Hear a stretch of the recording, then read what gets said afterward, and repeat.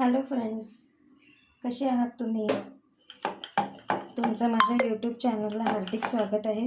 तर आज आपण चतुर्थीनिमित्त तळणीचे मोदक बनवणार आहोत.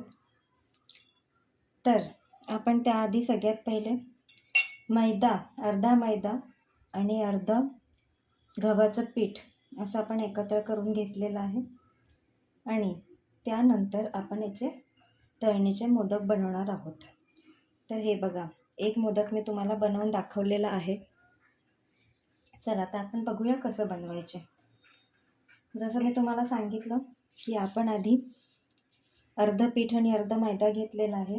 त्याची आपल्याला छोट्या छोट्या पाऱ्या बनवायच्या आहे. तुम्हाला मोठ्या छोटे जसे आकाराचे हवे असतील तसे तुम्ही बनवू शकता. आणि यामध्ये तुम्हाला बारीक खोबरा कीस, त्याच्यानंतर आपली साखर, वेलची पूड, जायफळ पूड आणि तुम्हाला हवे ते ड्रायफ्रूट असं टाकून तुम्ही ही अशी कळी त्याची बनवू शकता. आणि हे जेवढं सारण नको असेल ते बाकीचं काढून तुम्ही ठेवू शकता. तर हे बघा, तुम्हाला आवडलं आहे का ते नक्की सांगा. काही लोक आता कोणी फक्त मैद्याचेच बनवतं, कोणी पूर्ण कणकेचे बनवतं किंवा कोणी अर्धं अर्धं घेतं. चवीला सगळे वेगळे वेगळे लागतात, पण पूर्ण मैदा खाऊ नये म्हणून मी जरा चला आपलं तेल गरम झालेलं आहे. आपण याच्यात आपले मोदक सोडणार आहोत. छान असे खमंग खुसखुशीत मोदक होतात आणि चवीलाही खूप छान लागतात.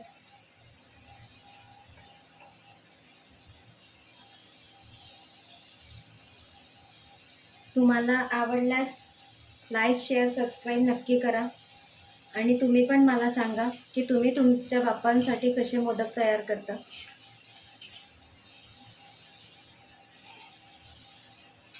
तसे मोदकाचे भरपूर प्रकार आहेत, पण आमच्या घरी हा प्रकार होतो.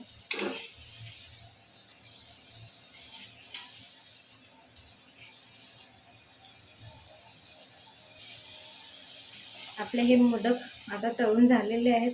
बघा किती छान दिसतात, खमंग असे.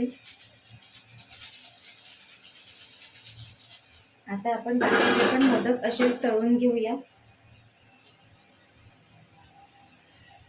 चवीला खरंच खूप छान लागतात. तुम्ही नक्की ही रेसिपी ट्राय करून बघा आणि आपल्या बाप्पाला सुंदर असा नैवेद्य दाखवा. अशाच नवीन नवीन रेसिपीजसाठी लाईक, शेअर आणि सबस्क्राईब करा. लवकरच आपण भेटूया पुढच्या रेसिपीसह. नमस्कार.